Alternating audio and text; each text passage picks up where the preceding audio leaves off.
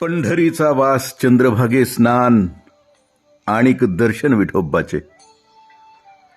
ही अनुभूती सार्थपणे अनुभवत आम्ही आज पंढरीमध्ये म्हणजे भूवैकुंठामध्ये विसावलोय.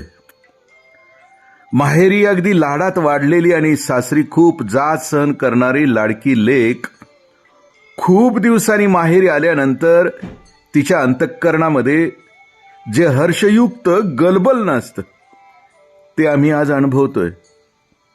संसाराच्या जाचामध्ये त्रस्त झालेलं मन या माहेरामध्ये आल्यानंतर खूप खूप शांत होतं. आता रावळात जावं, देवाच्या पायावर डोकं ठेवावं.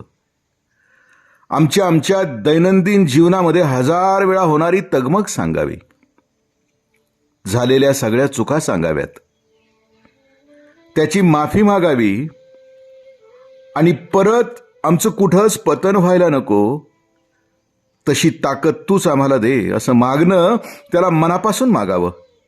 त्याच्याजवळ बसावं आणि सांगावं, देवा देवा सांगू सुख दुःख, देव निवारील भूक, किंवा पुसता सांगेन हितगूच मात, बैसुनी एकांत सुख गोष्टी. तुकोबरायांनी म्हटल्याप्रमाणे, हरिसी बोलता मन माझे रंगले, बोलणे चांगले विठोबाचे. असा आत्मनिवेदी संवाद त्याच्याशी साधावा असं सारखं वाटतं. त्याच्या समोर जाऊन त्याच्याशी समरसून जावं. तसं पाहिलं तर या वारीबद्दल बोलत असताना भक्ताच्या आणि वारकरी वैष्णवाच्या मनातील पांडुरंगाच्या भेटीची उत्कटता आपण आजपर्यंत अनुभवली. मात्र एक गोष्ट प्रामुख्यानं लक्षात घ्यावी लागेल आणि ती म्हणजे जी अगतिकता भक्ताच्या मनामध्ये देवाच्या भेटीबद्दल असते, त्याहून कितीतरी पटीनं देवाच्या मनात सुद्धा भक्ताच्या भेटीची आस चाळवलेली असते. आणि म्हणून देव म्हणतो, वाट पाहे उभा भेटीची आवडी, कृपाळू तातडी उतावीळ. या वचनाप्रमाणे देव भक्ताची उतावीळपणे वाट पाहत असतो.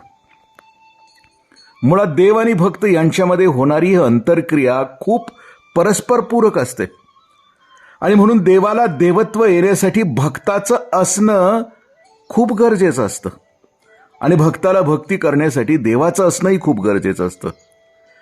याच अर्थानं तुकोबराय म्हणतात, भक्ताविन देवा कैचे रूप घडे सेवा, शोभविले एर येरा, सोने एके ठाई हिरा. देवाविन भक्ता कोण देतो निष्कामता. म्हणजे या भक्ती प्रेम सुखदायी अनुभूतीसाठी देव आणि भक्त या दोघांचंही असणं खूप गरजेचं आहे. वारीमध्ये आपण भक्ताच्या मनातील प्रभू भेटीची ओढ पाहिली, पण देवही भक्ताची पूजा करत असतो आणि भक्ताबद्दल पूजनीय भावाने तो वागत असतो. हे सांगताना माऊली म्हणतात, मनोनी का नमस्कारू, तया ते माथा मुकट करो, तयाची टाच धरू हृदयी आम्ही. दोवरी दोन्ही भुजा आलो घेऊनी, अलिंगावया लागोनी तयाचे अंग.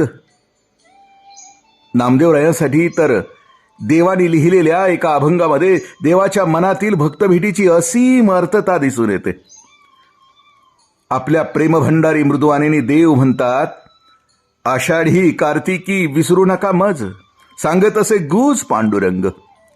पतित पावन मी तो आहे खरा, तुमचेनी बरा दिसत असे.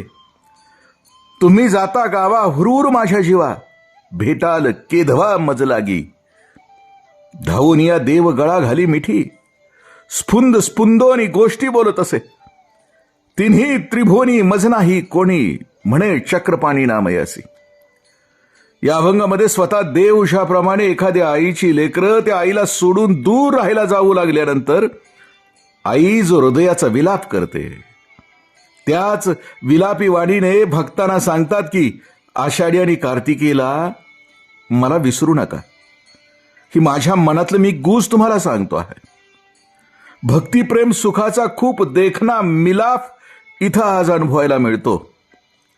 नामदेवराय म्हणतात, असं बोलत बोलत देवानी धावत जाऊन आपल्या भक्ताच्या गळ्याला मिठी मारली आणि देव हुंदके देऊन रडू लागले. नामदेव महाराजांनी देवाला रडण्याबद्दल विचारल्यावर देव म्हणू लागले की मला या त्रिभुवनामध्ये तुमच्याशिवाय कुणीच नाहीये. या सगळ्याची अनुभूती घेताना असं वाटतं की आमचा अजिबात विसर न धरणाऱ्या माझ्या सावळ्या विठूच्या चरणावर या 3.5 हाताच्या कुडीला लोटून द्यावं आणि म्हणावं, हेची दान दे का देवा, तुझा विसर न व्हावा. पंढरीचा वास, चंद्रभागे स्नान आणिक दर्शन विठोबाचे. रामकृष्ण हरी, पुंडलीक वरदे हरी. जय हो, मंगल हो.